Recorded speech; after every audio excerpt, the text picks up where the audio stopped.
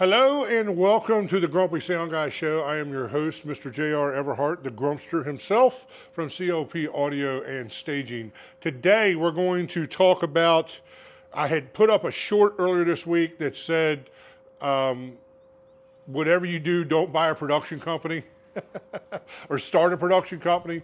Stay a freelancer, and freelancing is where it's at, and there's probably more money and a brighter future for you there. Today, we're going to go long form with that subject, and we're going to talk about that in length. Another thing, too, if you haven't noticed already, we've changed our release time on Wednesdays from 8 p.m. to 8 a.m. All of our analytics are showing Wednesday midday is a heavy traffic time.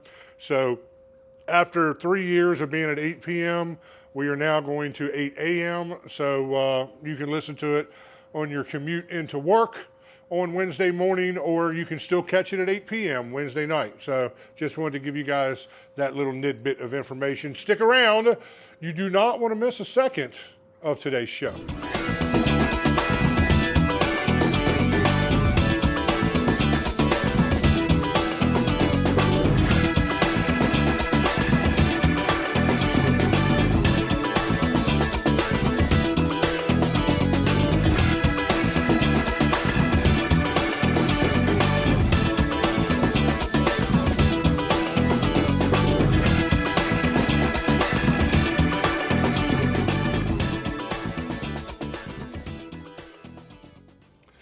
Hey guys, if I could just have a moment of your time to talk to you about this channel. 49.8% of you guys watching this right now is not subscribed to this channel. Will you please hit that subscription button? It doesn't cost anything to subscribe to the channel on the public side here. And then that gives us tools and resources and for my marketing team to be able to do what we need to do to get this content out to people who really enjoy this sort of thing.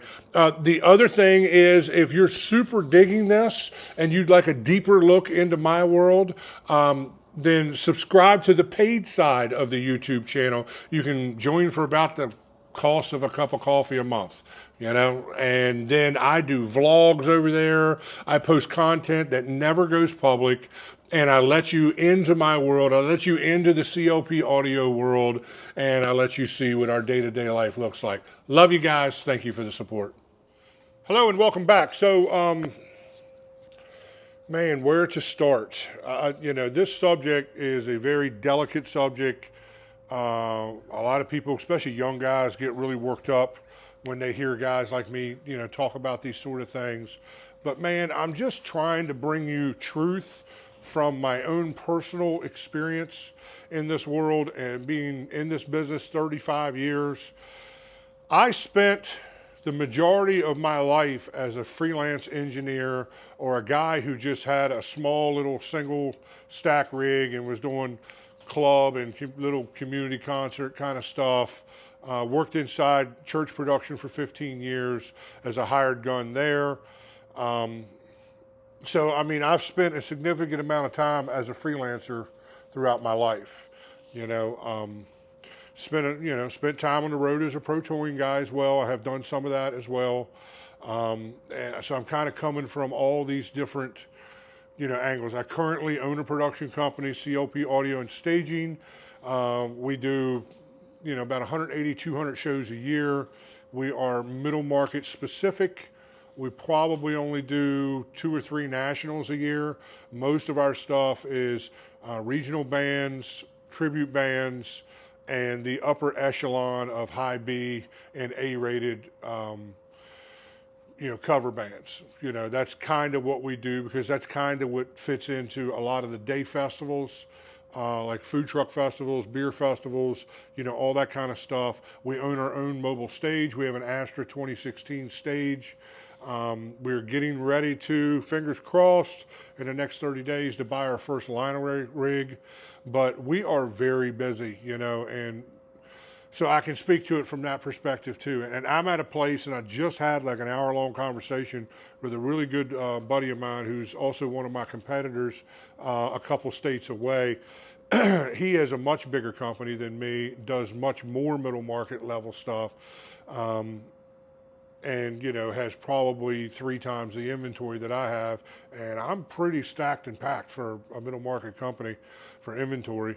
Even though we're just getting ready to step into our first line array rig, we have mounds of point source stuff that goes in 2 or 3 different directions every weekend. So we kind of got our little lane of money making stuff down to a science for the most part.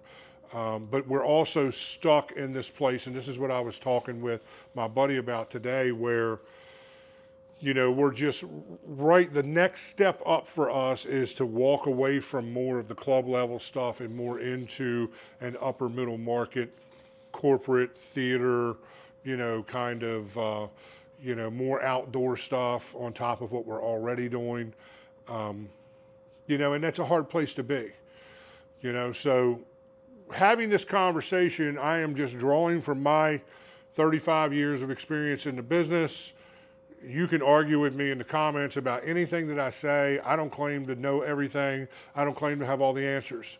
What I do claim to know is, in my life, I'm going to tell you the things that have worked for me, and in the literal dozens upon dozens of guys that have interned for me, or I have been a mentor to, or people that I have launched into the production business, and having sat for the last 35 years watching their evolution in the business and what worked for them and what didn't.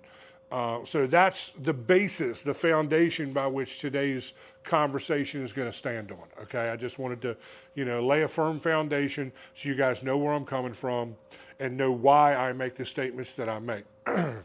I'm not trying to be some kind of arrogant jerk who wants to discourage people from being whoever it is they feel like they need to be in this world.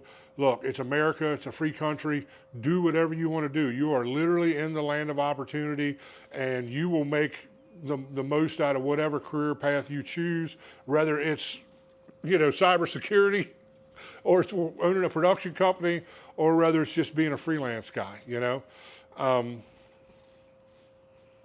It's kind of where it's at. You know what I'm saying? So let's just kind of dive in here and just give you brass tacks, all right? The reason I say that you should stay a freelance sound engineer, the main reason is you have very little investment and very little skin in the game. By that, what I mean is you don't have to have, a 20,000 square foot, a warehouse to store your inventory in. You don't have to buy $3 million worth of inventory. You don't have to, you know what I'm saying? Like, it's just you and what's between your ears, man. That's what makes the freelancer so valuable, is the skill set that he has developed on his own. Now, obviously, what you make per gig is radically different than what I make per gig, but you have to understand all the overhead expenses that it is to run your own business. First of all, you need to get a business license. And if you're out here operating without at least a business license and liability insurance, then you are an absolute, I'm trying to pick my words here politely. You are the guy that's giving the rest of us a bad name, okay? Because it's all fine and good until you hook something up, you don't know what you're doing, especially with electricity, and you end up catching something on fire, or somebody ends up getting electrocuted on a stage that you're running, on and on and on, And if you don't have liability insurance, at least a couple $1 million worth of liability insurance, and you can get that for, depending where you get it from, that company Next Insurance, I think, sells $1 million for like $25 or $30 a month. So, there's never been a better time to get just general liability insurance. And that covers you in a bunch of different ways, not just in what you're doing inside the music business, but it covers you in other ways as well. Just be sure to read the fine print. Oh, the wind is blowing and my garage door's moving around there. Ryder's sitting here like, what the hell was that? Wasn't it, buddy? Wasn't it? It's one of these days I'm going to let him make his camera debut, and you guys are going to completely, your hearts are going to melt, when you see this handsome fellow. But until then, his identity is a mystery. So, yeah, so I mean, you get a phone call to go do a gig as a freelance guy. You grab your iPad, you hop in the car, maybe a router, maybe you got a front of house bag you carry around with you, cool. Maybe a mic kit, something like that. That's all stuff I would probably have. I would advise for everyone to have at least like a single 18 stick rig of their own so they can do, little corporate stuff here and there, or go out with a DJ and do some weddings or, something like that. I'm not saying don't own any gear. I'm saying don't start a production company. Don't start something where the more the snowball goes down the hill, the bigger the snowball gets. Everybody gets so easily blinded by the numbers in this business of what they're taking in, they fail to realize the numbers they're sending out. And that's where the freelancer is always going to make as much money, and in some cases more money than you, until you get to a level of a production company where you're doing corporate stuff, festival level stuff, that sort of thing. And you can turn some decent numbers, and even then it can be hard to turn a profit. Running a production company is so expensive. It just really is. Between fuel prices, I've got 3 vehicles on the road, 2 enclosed trailers, a mobile stage that we're pulling. I have to keep up with all those things, maintenance on all those things, oil changes, brakes. I just put like, I don't know, $4,500 or $5,000 worth of brakes on my box truck last fall, right before wintertime set in. I mean, dude, it doesn't take long, and then we had a set of speakers that took a crap on us at a gig last year, and I think that ended up being like $750 or $800 to fix them. Because we had some power issues. I had the B crew out on that gig, and I really to this day don't exactly know what happened, but I think there was some issues with the speakers when I bought them from, the guy I bought them from, because I bought them used. Because it's almost impossible to be able to afford to buy new stuff because it's so dang expensive these days. It's only been, 6-8 years ago, you could buy new stuff and still feel pretty comfortable about making a profit off of it. The ROI, the return on investment, was easier to digest. Now, with prices having gone up 4 or 5 times just in the last 5 years, 6 years, dude, it's nuts. Some stuff has come down. I know Behringer slammed their prices down, but they're the only ones. I don't know anyone else slamming prices down to turn quantity product out of their warehouse. And there's only so many X32 racks you can buy. I mean, you need other stuff. The thing that I find that really kills me a lot of times is the incidental stuff. Rack cases, cabling. Man, don't even get me started on cabling. The price of, because there's 3 different layers of cabling when you own a production company. One is the XLRs, obviously mic cables. XLRs, plus you use those to hook up in-ear monitor stuff. You use those to run any signals to any powered speakers that you have, whether the monitors or the front of house, depending on what you're using. So XLRs, Then you have speaker cables. Typically you want to go at least with 12 gauge, NL2, NL4 speaker cables, whichever flavor fits your configuration. And then there's AC cables. And AC cables, I try to do a minimum of 12 gauge and a lot of times 10 gauge AC cables to make sure we're carrying current correctly, specifically when we're having to pull current from 100 feet or 150 feet away. And that happens sometimes. It really does. It happens. Then that doesn't take into account all of the power distro stuff that you have to carry as a production company owner. Like when I go to do festivals, we rent a generator. We have to have, spider box, breakout boxes with Edison plugs on them, plug everything in. I don't even know how many 25-foot triple tap 12 gauge, stage cables that I have in all 3 of my mobile systems. I couldn't even begin to tell you. I mean, I don't know, 75 or 100, something like that. Not counting 50-footer triple taps, 100-foot triple taps. And triple taps means they have 3 outlets on one end that you plug gear into.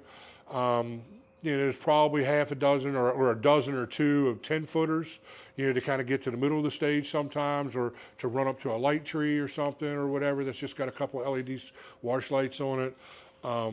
All that stuff adds up, man. It just does. Look at the price of decent cabling. Now, a lot of you cats are thinking, oh, well, man, I can just get on eBay and get, I can get like 15 XLR cables for $29.95. Yeah, and you're buying junk, dude. You're buying junk. You're buying Chinese, cheap stuff that's probably not going to make it through half a dozen gigs before they start failing. And then your system's going to be one of these rigs that I see all the time in the lower middle market with these ankle biter guys, because that's the stuff they all buy. They buy all their speaker cables from over there. And the thing is it's not just the gauge of the wire, guys.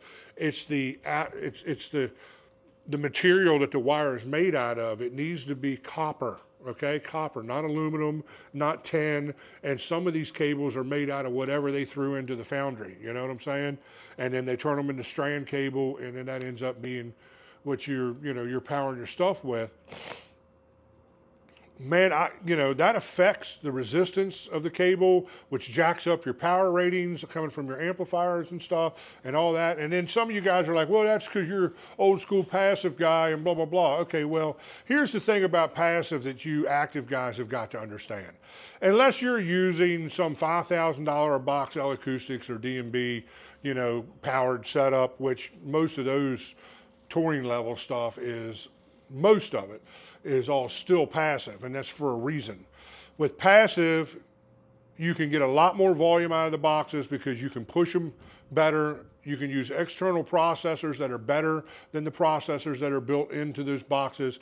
And I can't stomach, I just had this conversation with another buddy of mine in Fairfax yesterday about, I can't stomach Tupperware on sticks with plate amplifiers on them. They're plastic boxes with plate amplifiers. And I know some of you guys are going to hate me and like, well, I've been using my, HDL6 line array rig for, 10 years now, never had a failure, and it's made me money week after week after week. Hey, dude, I'm happy for you, man. I'm happy for you.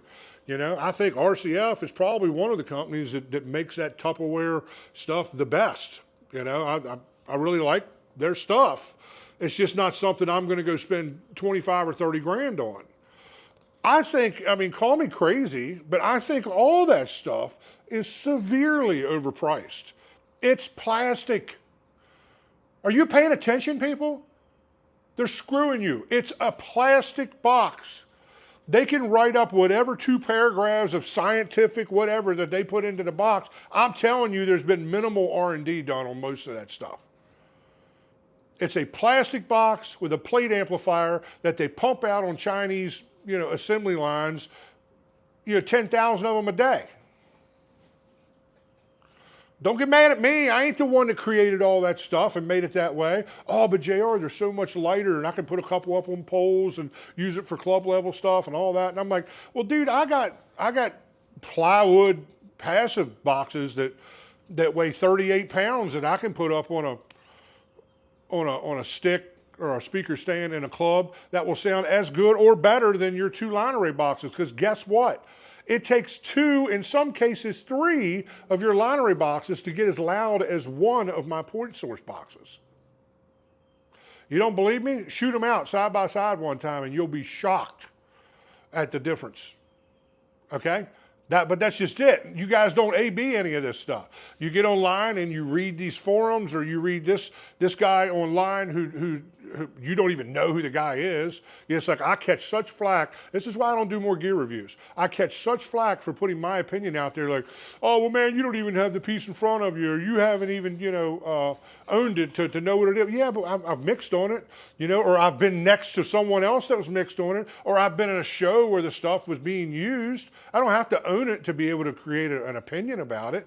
But you guys get on here and you listen to any Yahoo who claims to be some, self-titled expert on everything pro audio, who's like 13 years old and has a degree in freaking Teletubbies. I mean, come on, dude. Really inventory who you're paying attention to online and the opinions that you are allowing to form your decision-making process when you're buying gear. I don't know. I digress. Are you sensing the stress? Freelance guys don't have any of this. They have none of this to deal with. Because you know what they do? They pick up the phone. Okay, I'll be there. All right, do I need to bring a mic kit? No? Okay, that's cool. Bam, they grab their iPad and they go drive to the gig in their Honda Civic that gets 35 miles to a gallon, and they go make $400 or $500 that night. Instead of so many of us who are going down the road, pulling a trailer and rolling in with 60 grand worth of gear in the trailer, not counting the cost of the trailer, which is another 5 grand, and a $70,000 truck that we're using to pull it with, because we need a truck that can pull a small trailer and a stage. So there's another expense. You don't think about that kind of stuff. There's so much hidden stuff that you freelancers who are dreaming about having your own production company don't understand. And that you haven't been there, dude. You haven't been close enough to fire to feel the heat. Now, if you come from money, you know what I'm saying? And money's no object, or you got parents that are super rich and can just throw gear at you, well, then you'll probably have a pretty good chance of going somewhere in this business.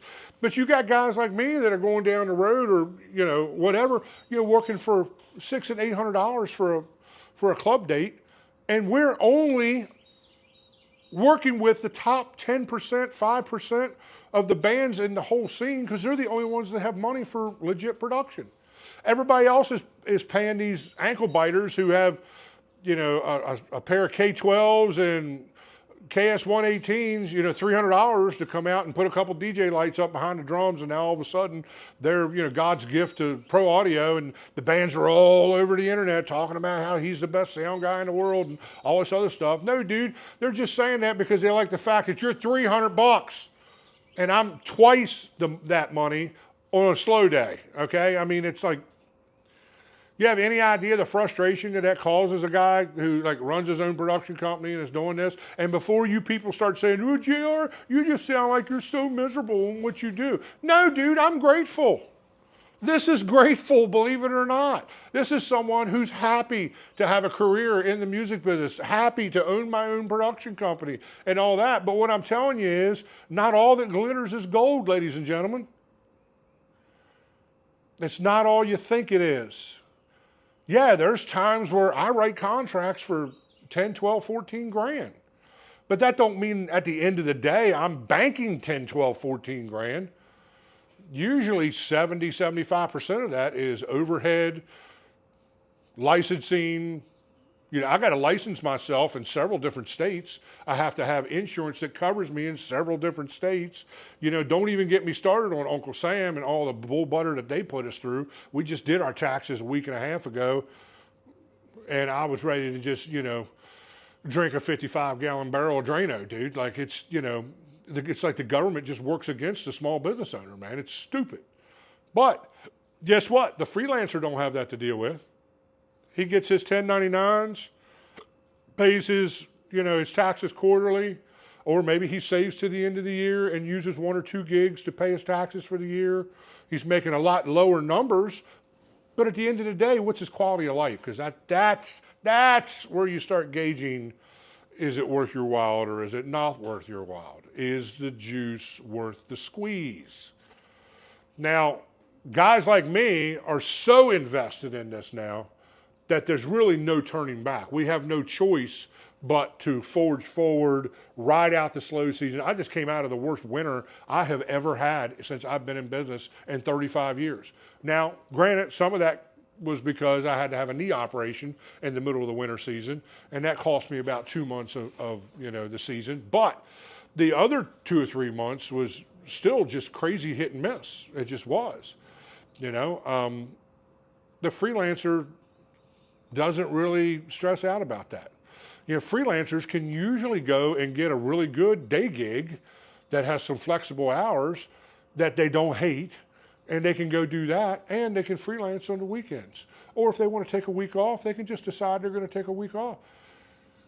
They don't have to schedule it out 10 months, and block it out and pray to God that a festival doesn't call the week that you planned your vacation, and you're going to have to walk away from a $10,000 festival to be able to go do, whatever it is that you want to do for a vacation. I mean, it's it can easily turn into insanity. I am regularly having to kick back and pray and meditate and get my crap together. Regularly. Because the stress of this is enough to drive 16 people crazy. Now, I complain about it all the time, but I can't see my life being any other way. That's just the reality of it. I can't see my life in any other form or fashion. This is what it's going to be. I'm 52 years old. This is what it's going to be until I'm going to try to work till I'm 67, before I pull retirement and that sort of thing. And just trying to make the best of the years I got left, trying to put systems in place that I can either, one, send crews out with my gear to still have money flow coming in, or really just lean on the staging stuff, and just do as much mobile staging as I can, during my senior years. The freelancer don't have any of that stuff to worry about, because a freelancer can freelance all the way up into his 80s if he wants to, as long as he's relevant and he knows what he's doing. He hasn't went deaf, because that's always a big deal in this business. We're all hard of hearing. If you're not, then I question your validity as a sound engineer, because every good sound engineer's got some form of hearing loss. But life is so much easier as a freelancer. And I have, even if you're someone who's followed my content long term, like for the last 4 years, you will know that I'm someone who has fought feverishly to stay small.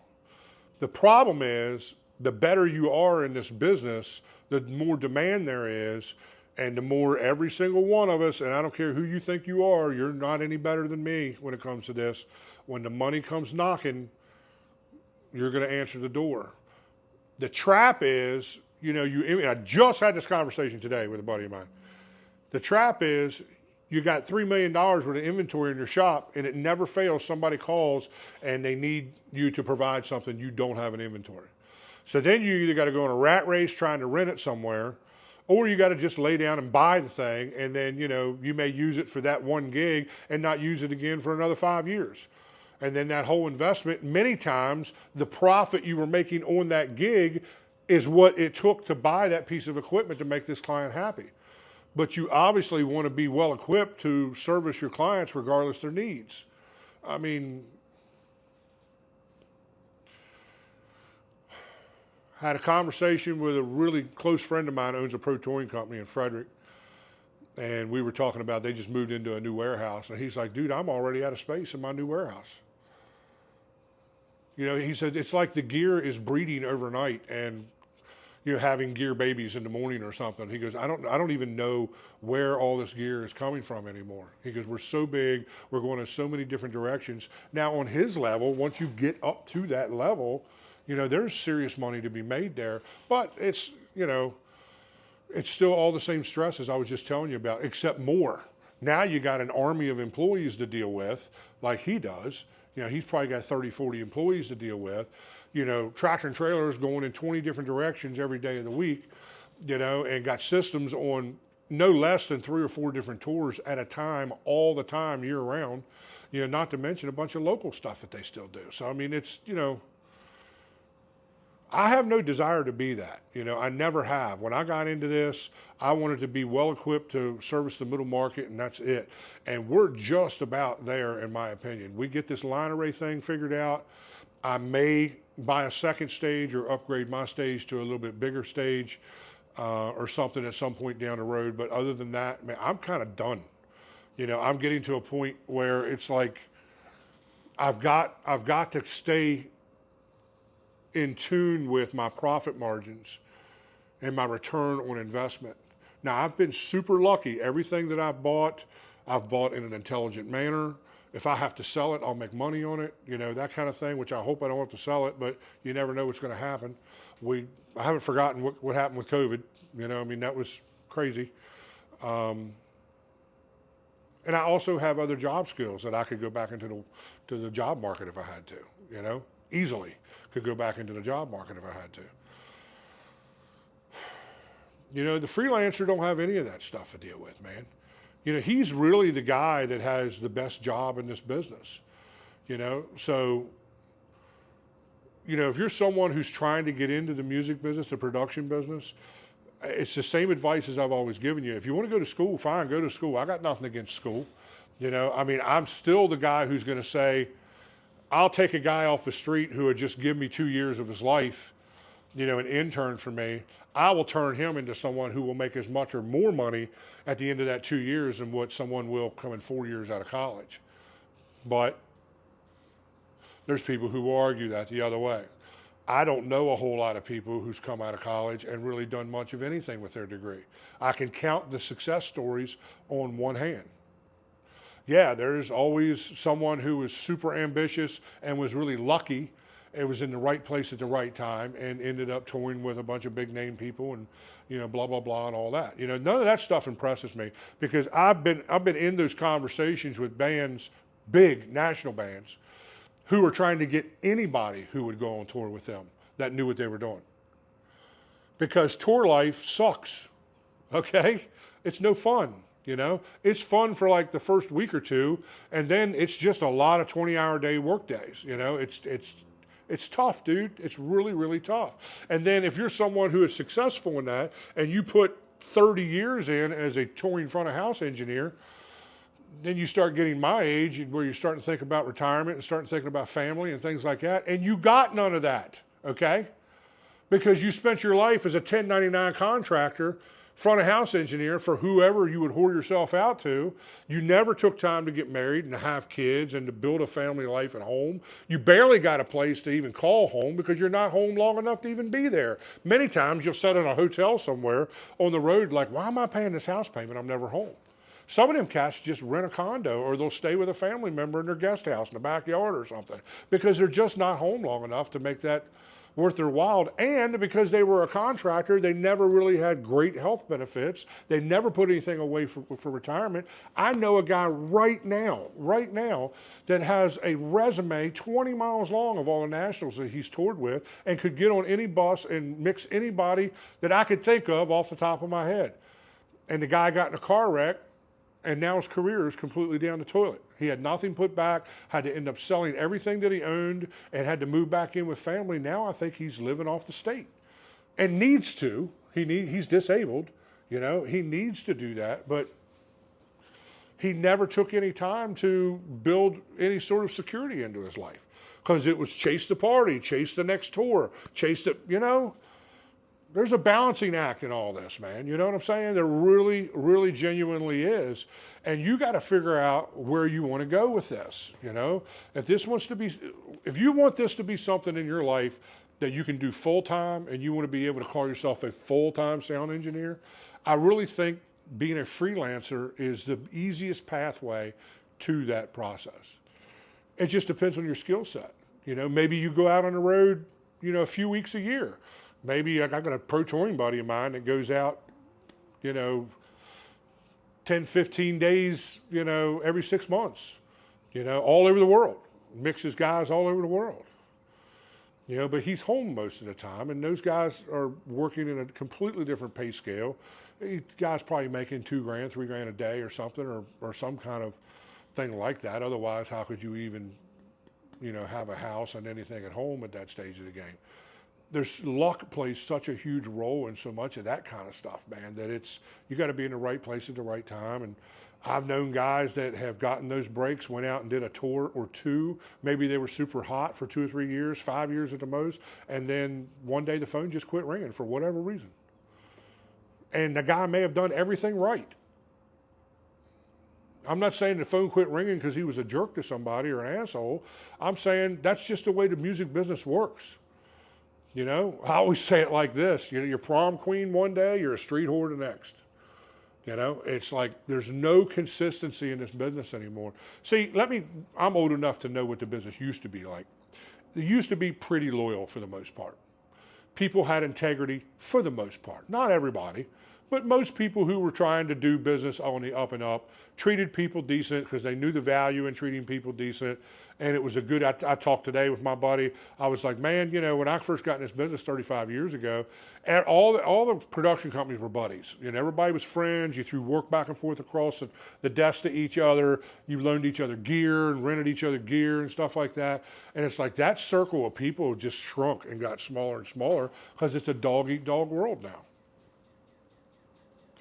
It just is. Even the freelancer has that to deal with. The downside to being a freelancer is, in my opinion, I don't know that you have as much security in your job as what I do, because I'm in control of my career trajectory, to where when you're a freelance, you're really more dependent on the people that are calling you regularly or the people that are giving you work regularly. And let's face it, nowadays, everybody's about the budget. So, everybody's looking for the cheapest guy in town who can do the job without something catching on fire or without feedback all night.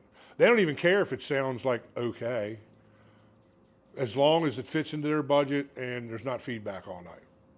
And I know a whole bunch of ankle biters that are getting it done under those pretenses. Their mixes sound like dog water. It's just friggin' horrible. I'd rather hear, coyotes howl in the middle of the night or something, howl in the middle of the night. It's horrible, the mixes.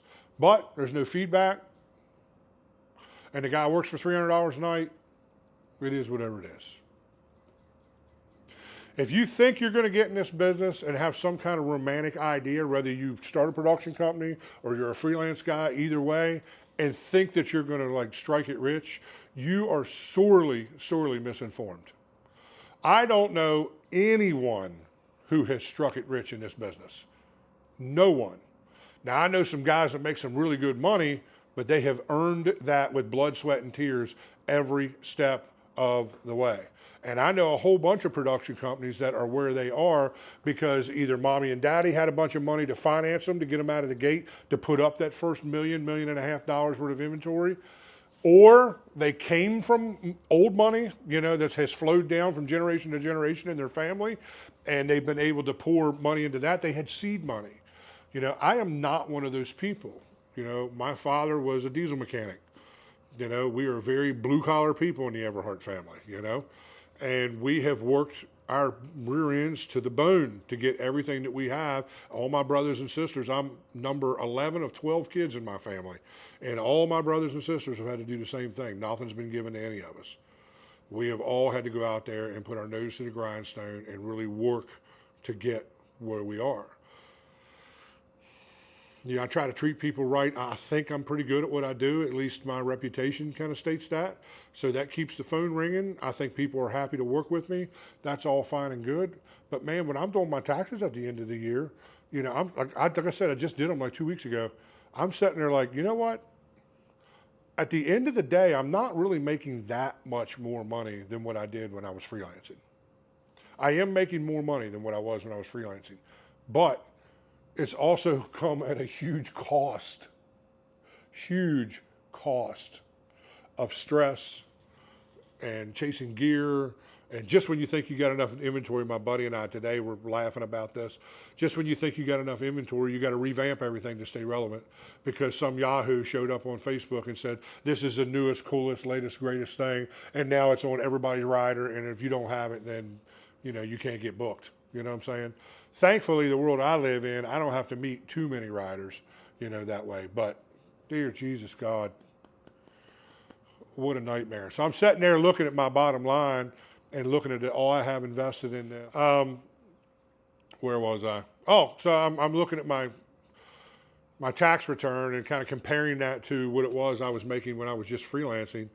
And I'm like, man, with everything that I have invested, and that sort of thing, maybe I should just go to school as to be an X-ray tech or something, or whatever, be the grumpy X-ray tech, or something. I don't know, dude. It's nuts. I mean, I'm making money. Don't get me wrong. We're doing okay, for what we do. And man, praise God, I am blessed, and God has been very good to me. He's opened a lot of doors for me, and our company is thriving. We really are. We've really only been in business as this entity of CLP Audio and Staging for about 3 or 4 years. You know, I went back out on my own from the world of freelance in 2020. And of course, you know, COVID kicked us in the teeth that first year and a half. But once we got over that, and I mean, you know, thank God we were able to weather the storm this past winter. You know, I think inflation really played a key role in this. See, these are the things that the freelancer doesn't necessarily have to deal with, because inflation and all the stuff that affects guys like me don't necessarily affect the freelancer as much. He may have to drop his price by $50 a night or something like that, but he's for the most part going to keep working, you know, to where we all work in an industry that when times get tough, we're usually the first thing that the normal middle-class American family pulls out of their budget. It's like, are we going to pay the electric bill and put groceries in the house this month, or are we going to go see our favorite 80s band? You know? So every one of us that work in the music business have that to contend with, you know? But I will say this, it's easier to get back up and moving, you know, when that stuff is going on, when you're a freelancer, you know? Maybe later in life you can get into that.